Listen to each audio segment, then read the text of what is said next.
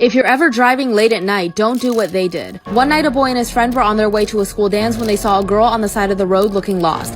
They stopped the car and asked if she needed a ride, and she asked them to take her home. They said that they were going to a school dance and asked if she wanted to come too. She agreed. But these boys wouldn't know yet that this girl was not an average hitchhiker. So they all got in the car and the girl sat in the back seat.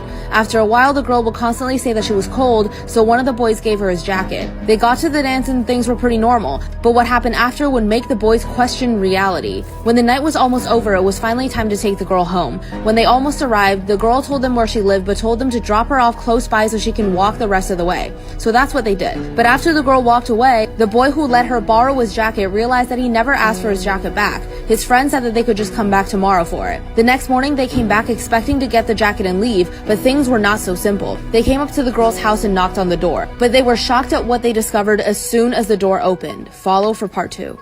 What they did. Two boys picked up a girl on the side of the road while they were on their way to a school dance. In the car, she kept saying that she was cold, so one of the boys gave her his jacket. But when the night ended and they were about to drop her off, the girl accidentally left with the jacket. So the boys said that they would just come back the next day to get it. But when they came back and knocked on her door, they discovered something that would make them question what is real and what isn't. An old woman opened the door and asked them who they were looking for. After talking to her for a while, it was revealed that the girl they found on the side of the road was her daughter. But the thing is, she had been dead for 12 years. She was killed in a car accident at the same street corner they first saw her. The old woman pointed to a cemetery down the road and said, "That's where we buried her." The boys didn't believe her at first. They'd spent the whole night with this girl, so they knew that she had to be real. But they went to the cemetery and saw the boy's jacket draped over a gravestone. And on the gravestone was the girl's name and the date of her death, exactly 12 years ago to the day.